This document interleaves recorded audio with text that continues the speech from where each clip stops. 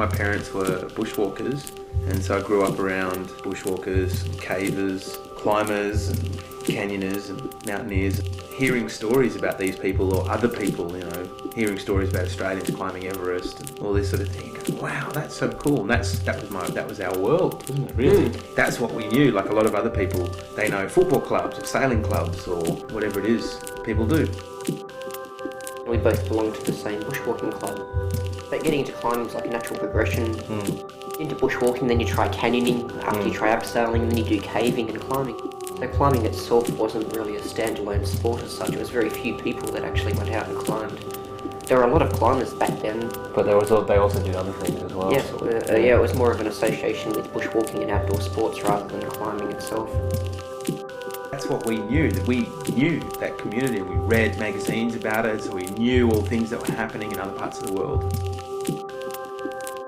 In 1987, my parents put me into a course called In the Steps of Borrelia, which was a year-long course aimed at getting young kids who lived in the city into the bush, teaching them different bush skills, with the eventual aim of taking them on a 2-week trek through the mountains following the steps of a guy called Francis Borrelia, who was an explorer who tried getting across the Blue Mountains.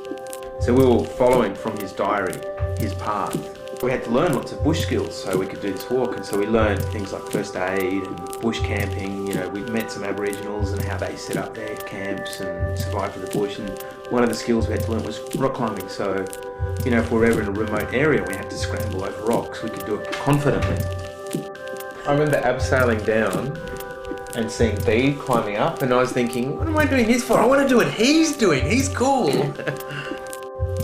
We did the weekend of rock climbing.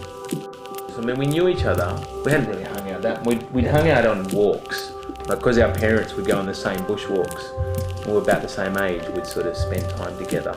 Then, when we discovered we were both into climbing, that was a reason to get in contact with each other outside of our parents' influence.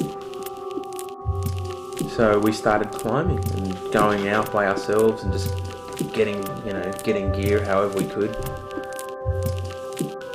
You can like the outdoors and get into it through bushwalking. People who get into it generally into climbing because they like the outdoor experience, it's the adventure.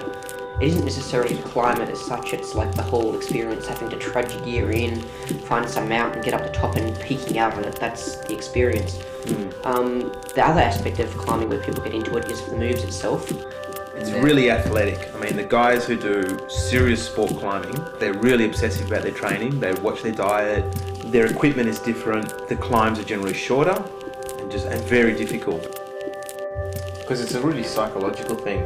You've got to be able to look at a cliff and say, I can do that, and do it. Because when it comes to it, you've got to do it. You can't bullshit. You have to actually physically do it. You have to sweat. You have to cut your knees and graze your fingers and, you know, split a fingernail and all that sort of stuff. And you have to have the confidence to do that. It's a good point. I'd definitely say it's more of a psychological sport than a physical sport.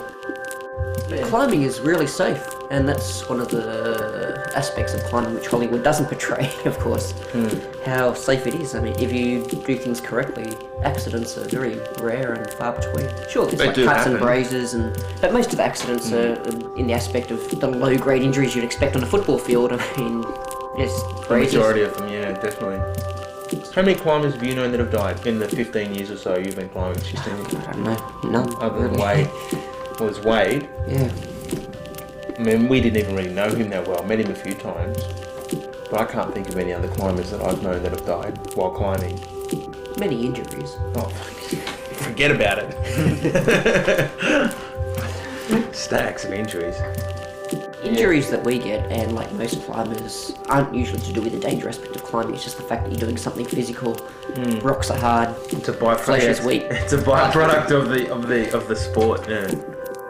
Watching movies like Vertical Limit or Cliffhanger, and you just watch them, you just think, oh, fuck off. I've personally known good climbers of all physical aspect, like skinny, tall, short, fat and overweight even, and they can still get up pretty amazing stuff. You're saying something? What are you trying to start something here? I swear to God, I wasn't thinking of you when I said that.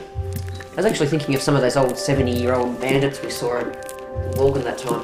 Oh, the anniversary. Yeah, old guys just like really amazingly retired old and just like Old little climbers. spindly legs with big guts and just climbing up stuff that I couldn't get up, bastards. Well, because they did these climbs in the 70s, you know, they sort of know them inside out. Which is another Hollywood thing, I guess. I mean, they portray climbers having to be muscly and strong. Like most things, it's all technique.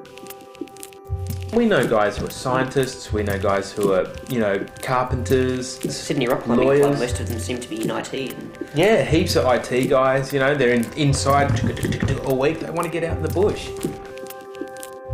you can be anyone and climb.